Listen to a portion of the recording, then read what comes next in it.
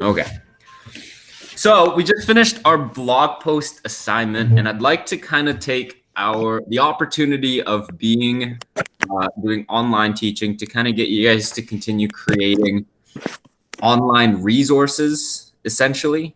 And the next thing I'd like for us to focus on is creating tutorials. Okay, more specifically, tutorial videos by the end of it. If you don't know what a tutorial video is, essentially it's just someone that is teaching or showing people how to do something. So the example that we're gonna kind of watch, like a very short 3-minute example that we're gonna watch or talk about, is there's a very Russian man showing us how to start a fire with a lemon. Okay, it's a tutorial video just showing us, here's how to take a lemon and start a fire with it. And this is some of the things that I want you guys to think about as we go through this short mini lesson here. So I want you guys to think about a few questions. I want you guys to figure out how the structure of a tutorial video make it either effective or not effective, interesting or not interesting. Okay, so that's kind of what we're trying to figure out. How do we make our own tutorials effective, and how do we make it interesting? Okay, so some of the things that I want you guys to think about while we move forward and watch this quick video is how does this tutorial introduce the topic and the host? Okay, and what types of jargon, if there are any, so jargon meaning words that are specific to that activity. Okay, so in rock climbing, there are words like ATCs, crimps, dynos. There's all these jargons that are specific to rock climbing that people may not know about. For maybe farming or tractors, I remember Case and you talking about the joker arm. I had no idea that that was a thing. That would be considered a jargon. Someone that isn't in the farming world would not know what a joker arm is. And to be honest, I still don't know what it is. I just know that it is a part of a tractor, maybe an attachment to a tractor. I still don't know. It is jargon because it is very specific to the industry or the activity. Okay. So in this tutorial video, are there any jargon and how do they explain it? Do they explain it well? Do they not? Do they kind of gloss over it, leaving the readers or the viewers to assume things? Okay. And what are some of the ways that this tutorial tries to keep the viewers interested or engaged? Or does it not do that at all? And what are the effects of that? Okay. So I'm going to just screencast real quick here. And we'll watch the video through its entirety, and then we'll take a moment to kind of talk about it. Okay.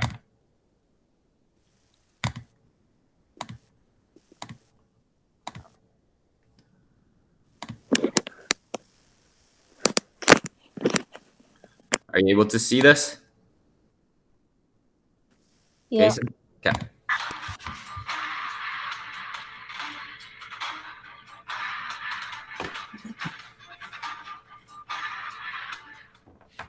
What's up, everybody? Welcome back to my laboratory, where safety is #1 priority. And today I'm going to show you how to make fire with a lemon. You will need a lemon, 6 copper clips, 6 zinc nails, a piece of wire, and some steel wool. You can also use copper and zinc coins. So the first thing we're going to do is to take the lemon in our palms and soften it up. I got some copper clips and we are going to push these down into the lemon on the same side with about 1 centimeter apart.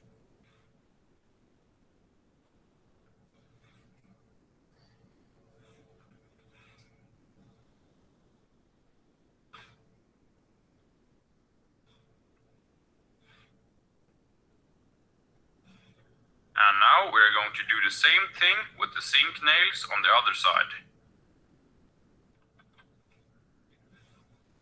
And make sure they don't touch each other. Now we're going to take some wire and connect the first copper clip to the second zinc nail. just like that. And then we're going to connect the second copper clip to the third nail, and so on.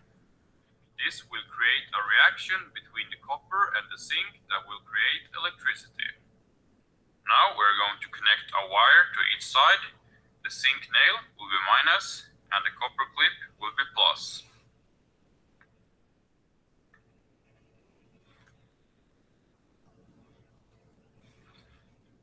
Now we are finished, and the lemon should now produce around 5 volts of electricity. The next step is to take the steel wool and place some dry tinder on it. I used toilet paper. Now we will take the wires from the lemon and place them on the steel wool. This will create a short circuit that makes the steel wool glow red hot.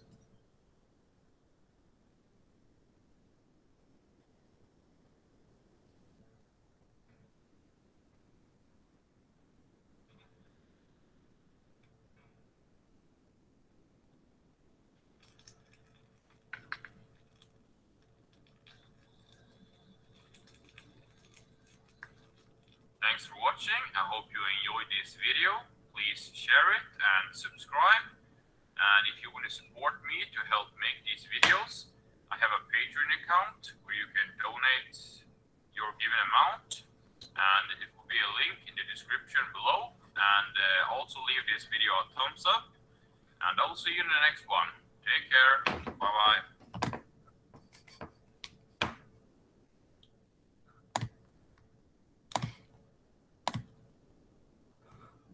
Okay. Were you able to get all of that? Yep. Okay. So, Kaysen, you're going to be put on the spot a little bit here because you're the only student present. So let's talk about some of these questions. So let's talk about the first very simple question. What is this tutorial about? What is this very Russian man trying to teach us? How to start a fire with a lemon. Yeah, very simply put. I think you did a very good job. It's a very simple concept. I didn't know that it was possible prior to watching this video, but yeah. So essentially how to start a fire using just a lemon. Okay. And how does he really introduce this topic or himself? Well, he kind of introduces like himself, and then he introduces the materials and stuff. Yeah. I think especially for tutorials, it's very important to kind of go over what types of materials you're going to need. I feel like he could have done a little bit better talking about the materials, but I think the task was simple enough that maybe he just kind of needed to show it and go over it real quick. So for introductions, it's really, you'll kind of see this in other tutorials more often. They really go over why it's important to know how to do this simple topic, right? So if there's a tutorial video going over how to change the brake pads of your car, which is one of the examples I posted in the assignment, is they might go over why it might be important, how much money it would probably save you to just change your own brake pads every once in a while. Okay. Were there any jargon in this video, Kaysen, as far as you can tell? There might have been a little bit. Yeah, like I don't think there was any very difficult jargon. I think there was at points he said this will short the circuit or something like that to create sparks or create embers. But I don't think there was anything in there that was really specific to the activity that we need to know. But do you generally understand the concept of jargons and how you might kind of explain it in a tutorial video? Yeah. Let's see. And how would you be able to summarize in like 5 to 6 steps how to go over the individual instructions of this video? Like if you're like, hey, Kaysen, can you explain to Bryn later how to start a fire with a lemon? Would you be able to do that? I mean, I'd probably give her some ideas, but I'm sure I don't think I'd be able to like fully explain to her yet. Maybe if I'm quite yet. Go again. Do you think that the videos kind of presented the steps in a straightforward manner that you can kind of go back and rewatch it to explain it to someone else. Yeah. Yeah. I mean, while watching the video itself, there wasn't any point where we were confused or felt like they skipped a step, right? Yeah. And did you find the video engaging or interesting at all? I found the dude's accent interesting. I think honestly, I don't know if that accent is fake or real, but I do agree that accent does make it a bit more engaging than if it was just regular old accent of like a Canadian or American. But overall, I don't think that the video was overly engaging. It was pretty straightforward, cut and dry. Yeah. Why do you think that other than the accent that it was maybe not that engaging? Well, for me, it's not really something I don't think I would watch, so that's why it wasn't really engaging for me. Okay. But So personal preference. yeah, Okay. Well, that's a legitimate reason. Really thinking about who your intended audience is very important in an assignment like this. So that's a good point. And what do you think the tutorial could have done better to help you better understand the task? Was there anything else that you would add?